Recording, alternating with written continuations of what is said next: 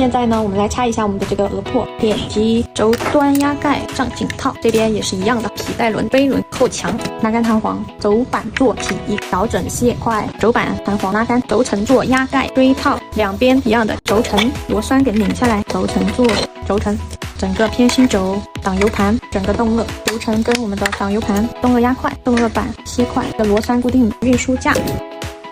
墙板调整装置，整个定颚板接块压起墙板，上边护板和下边护板是用螺栓固定的，护板拆完了。